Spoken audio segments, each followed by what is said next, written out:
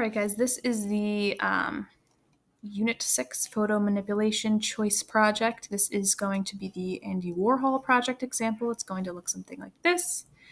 You can use a photo that you took of yourself, of somebody else. It's really up to you.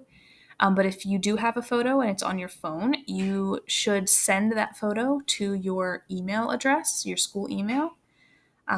You should be able to do that easily from your phone. If you are not able to do that, just let me know. I can help you with it. But once you have done that, we can get started. So the first thing that we're going to do is we are actually going to go to this website. It's called removebg.com. We need to work with no background here. And although we can take out backgrounds in Photopea, this website is much easier and much less time consuming. So once I'm here, I'm going to click Upload Image. And if you downloaded that photo that you're using to your Chromebook, it should be here somewhere. So if it's not, just let me know. I could see where it ended up, but it should be in your recent files somewhere. So I'm going to find it. This is the one I'm using, and click Open. And then this website just kind of does all the work for you. There you go. My background's gone. So then I'm going to click Download. And it's going to save right into my recent files. So there we go. All right, once I've done that, you can close out and you can go to Photopea right here. And then you can click Open from Computer. And in your recent files, you should see the photo that you have that you just removed the background from. So I'm going to click on it. I'm going to click Open. Here we go. Now, what I want to do with this one first is these little checkers mean that there is no background because we just removed it. So I need to make a white background, which doesn't make sense, but it will make sense later. I need to move this out of the way.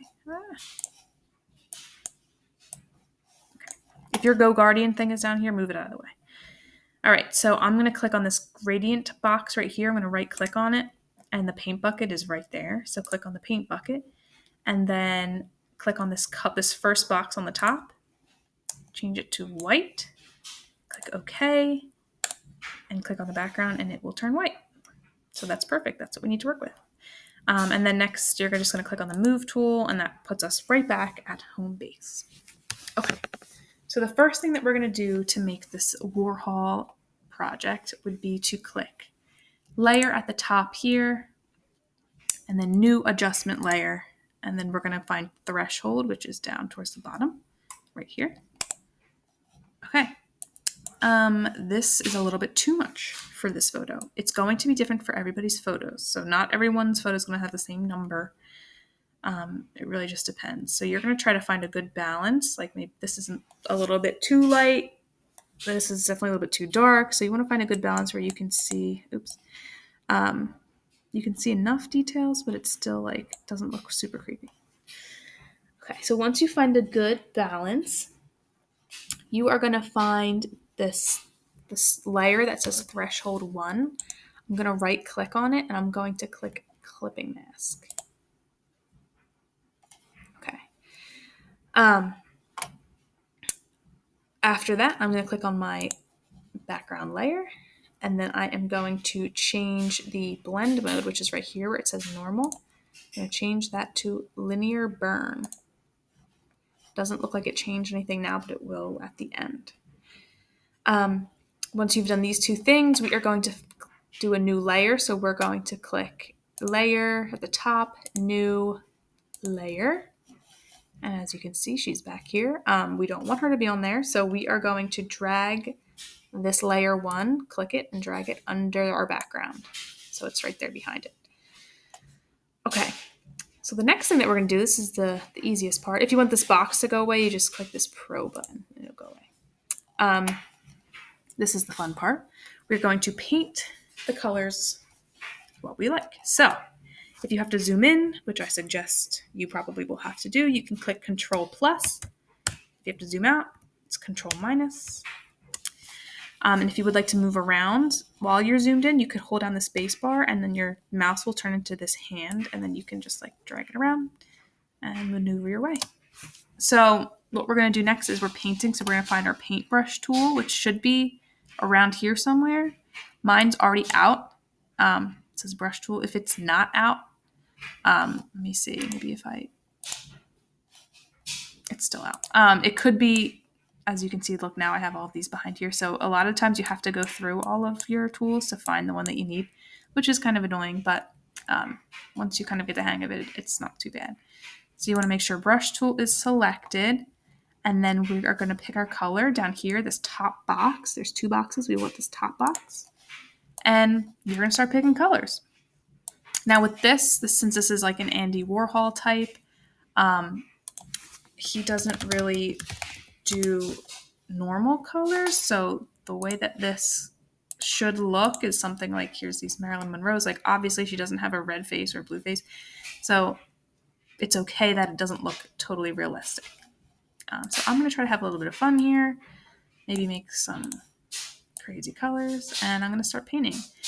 Now, since this layer that we're painting on is behind the lady, if you paint over like the black, you won't even see it. So it's kind of cool like that. So I'm going to go ahead and paint her. I guess I'll paint her face this pink color.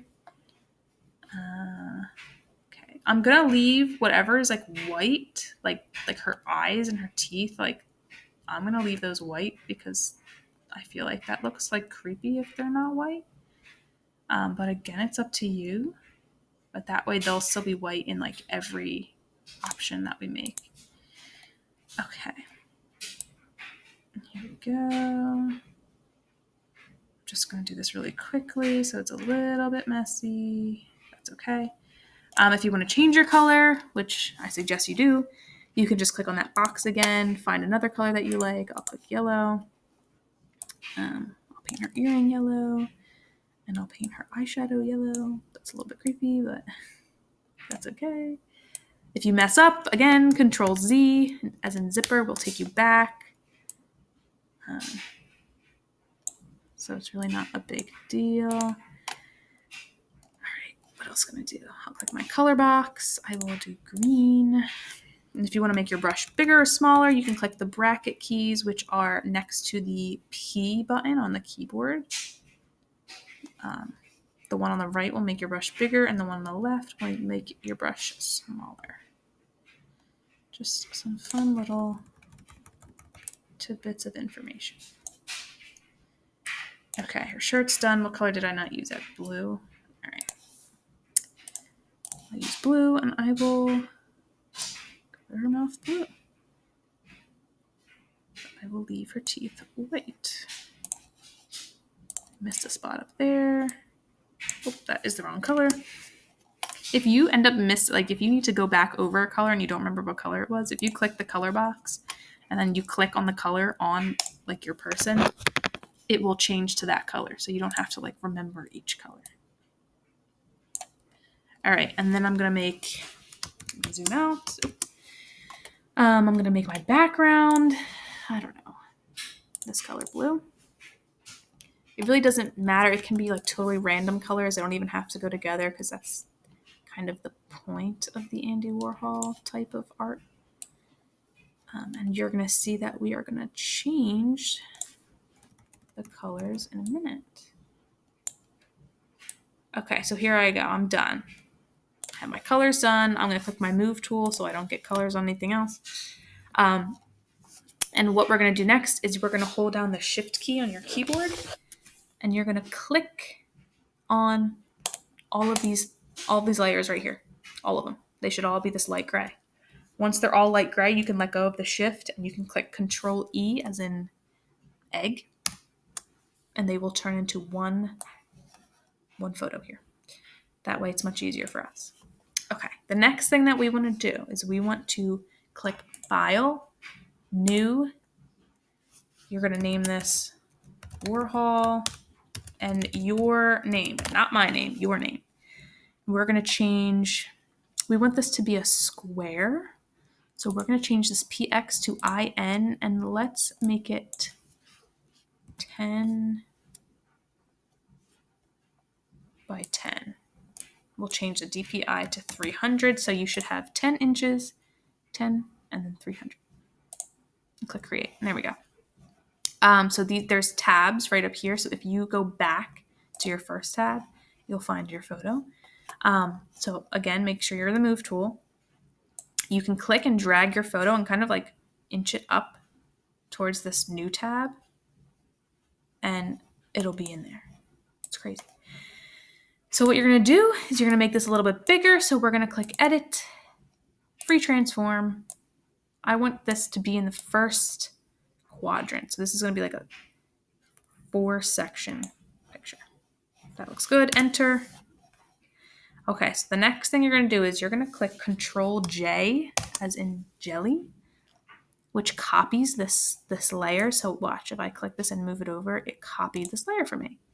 What I don't want is this to be the exact same color. So while I am in this layer, I'm going to click Image, Adjustments, Hue and Saturation. And then if I like change the hue, it will start to change into like a bunch of different random colors. So I'm going to find one that I don't have yet. So that looks totally different than this. Once I like it, I'm going to click OK. It's there. Again, I'm going to do Control J, as in jelly. Now this one gets copied. I'm going to move this down here. And I'm going to change this to another color combo. So I'm going to click Image, Adjustments, Hue, Saturation. It can be any colors that you would like. This looks good. Click OK. And then one more time, Control J, move it over, try to make them as even as you can. And then Image, Adjustments, Hue, Saturation. I'm trying to think of a color that I don't have yet. I feel like I have a lot of blue. That works. Okay, then I'm going to click OK. And I'm done. So once you have all these, you can go ahead and click File, Export as JPG. It will save into your, it will zoom in all the way. I don't know why. It will save into your files, your recent files, and then you can go ahead and enter this into the assignment, and then you're all set.